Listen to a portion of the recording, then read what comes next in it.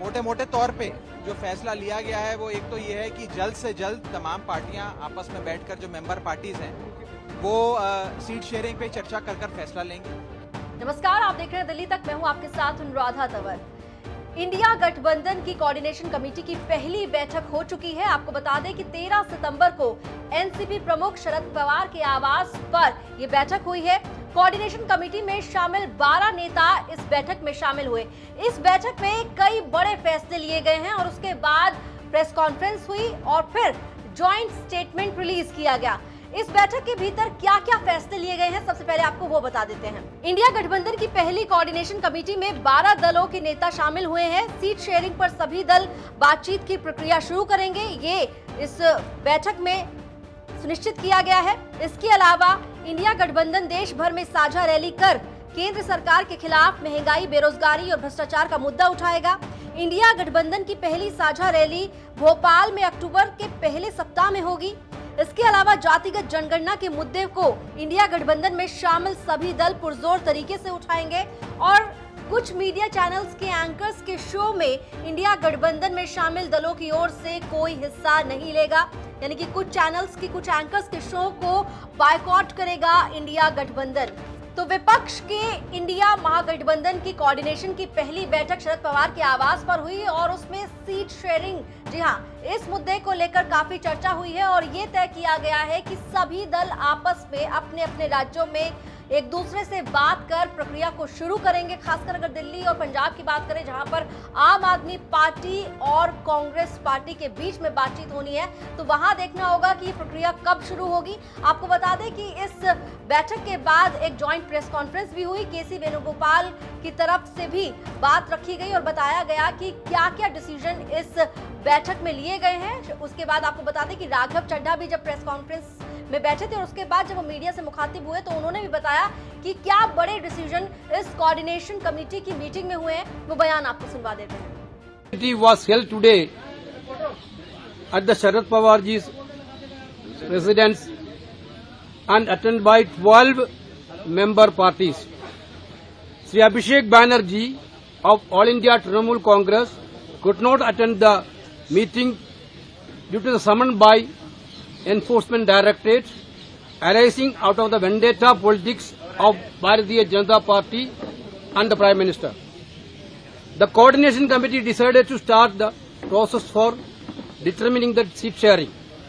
It was decided that the member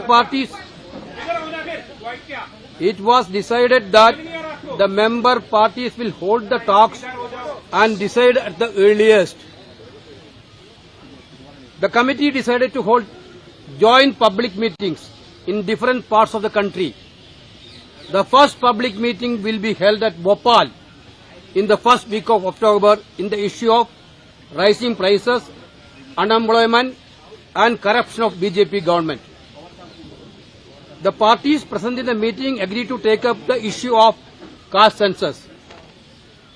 The Coordination Committee authorized the subgroup of media to decide upon the names of the anchors on whose shows none of the India parties will send their representatives. These are the decisions.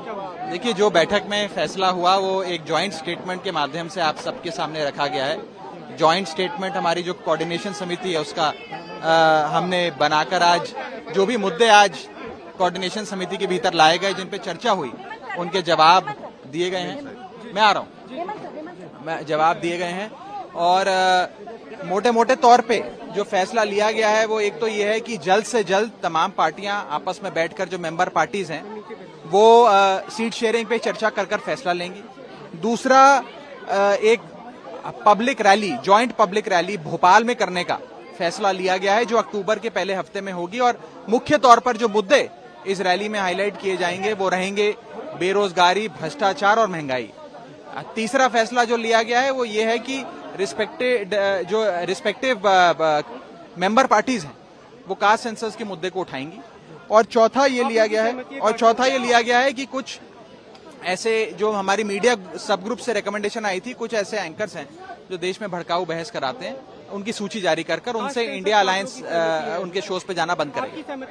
तो seat sharing के मसले पर बातचीत करेंगे तमाम दल आपस में, अपने अपने राज्यों में किस तरीके से सीट शेयरिंग की जा सकती है उसको लेकर। इसके अलावा इंडिया गठबंधन में शामिल जो सभी दल हैं वो साझा रैलीज करेंगे, पब्लिक रैलीज करेंगे और पहली रैली होने वाली है अक्टूबर के पहले सप्ताह में भोपाल के भीतर। और जो एजेंडा है कि कौन से मुद्दे उठाए जाएंगे, उसमें बेरोजगारी का मुद्दा है, उसमें महंगाई का मुद्दा है और उसमें भ्रष्टाचार का मुद्दा है। जी हाँ, केंद्र सरकार के खिलाफ इन मुद्दों को पुरजोर तरीके से उठाया जाएगा। जातिगत जनगणना के मुद्दे पर भी चर्चा इस बैठक के दौरान हुई है और सभी दल जातिगत जनगणना के मुद्दे को भी जोर शोर से उठाएंगे।